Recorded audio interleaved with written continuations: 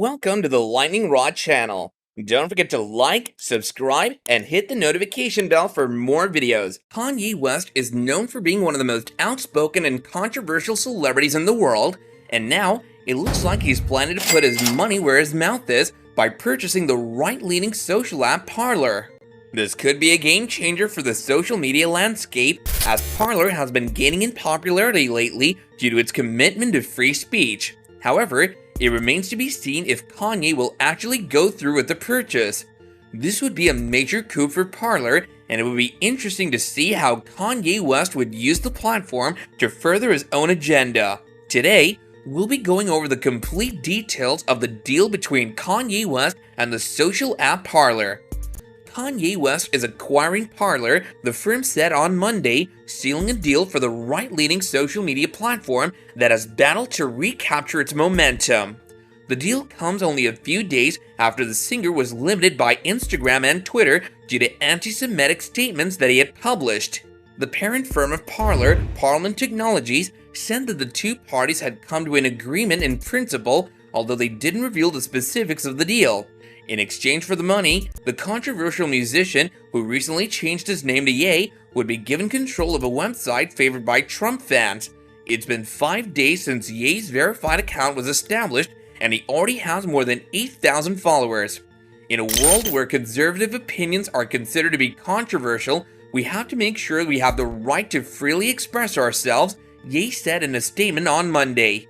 The acquisition takes place at a time when the market for social media is getting increasingly competitive and increasingly controlled by notable persons with strong political and business instincts. Elon Musk, Tesla's wealthy CEO, reportedly attempted to buy Twitter. One of Trump's former advisors, Jason Miller, established a competing app called Getter last year. Trump's media firm is responsible for operating the controversial Truth Social. After years of accusations from conservative politicians and commentators who've accused the main social media firms of censoring their views, these alternative sites have flourished in the aftermath of the 2020 elections.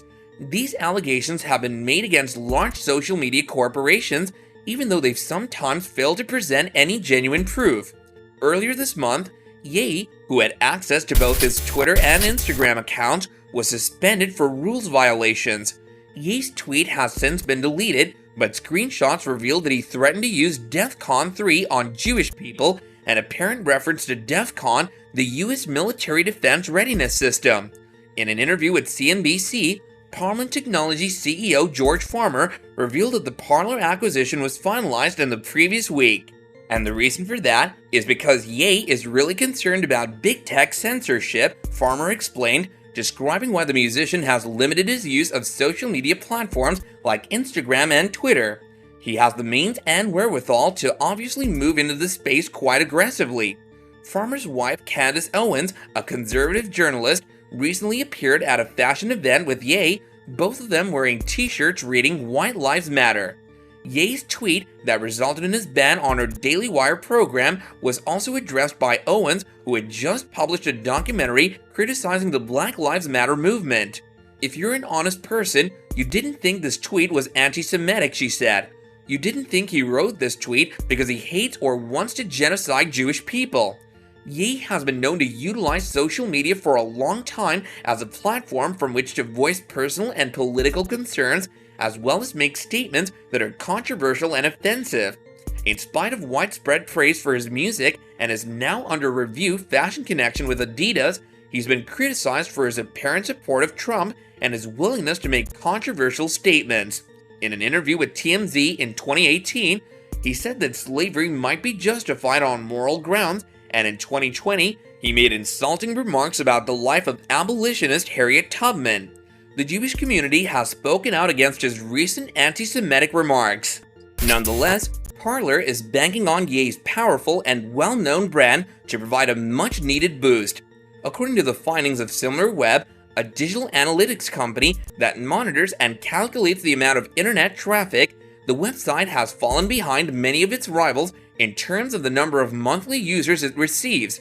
According to SimilarWeb, monthly visitors to Parler have dropped 83% this year compared to the same period in 2021. According to the numbers, Parler received 1.25 million total page views in September across desktop and mobile web. Moreover, Ye has been successful in its efforts to shape pop culture. The Adidas Yeezy brand currently earns an annual income of almost $2 billion. Farmer claims that every month, Parler gains between 50 and 100,000 new users, bringing the total number of registered accounts to 16.5 million. He will not comment on the price or financing of the acquisition, although Forbes estimates Ye's wealth at $2 billion. He remarked, "We need his marketing presence, we need his marketing power," in reference to the deal, which is said to be finalized later this year. If Ye's investment leads to a larger user base for Parler, it will be great news. Professor of Marketing at Penn's Wharton School, Americus Reed, expressed concern that it might offend voters who disagree with conservative values, especially in the current divisive atmosphere. If you align yourself with this type of ideology, you're definitely saying, "I'm okay with alienating the other half," he said. In 2020, Parler began establishing itself as a welcoming hub for conservative politicians and commentators, especially those who had become frustrated with the moderation rules of major social media platforms like Facebook and Twitter. In the weeks after the 2020 election, which Trump and many of his supporters mistakenly claimed he won, it attracted millions of users. The website promoted itself as a free speech haven with little restrictions, but it soon became a hub for spreading election-related conspiracy theories. After the uprising on January 6th at the United States Capitol, the app was essentially taken down after Amazon cut off its web hosting service, and Apple and Google withdrew the app from their app stores due to concerns about the app's content control. In a statement, Parler said the partnership with Ye ensures Parler a future role in creating an uncancelable ecosystem where all voices are welcome. The fact that Parler had to implement its own content filtering standards in order to regain access to the Apple App Store is partially responsible for this.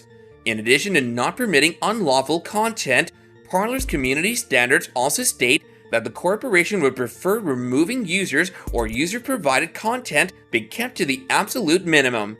Ye has been silent on whether he intends to alter the content filtering procedure or standards. In the long run, of course, he can create rules, Farmer said. Although Farmer has stated that Ye would be hands-on completely, his specific function inside the organization remains to be seen. Farmer will continue in his role as CEO of the parent firm.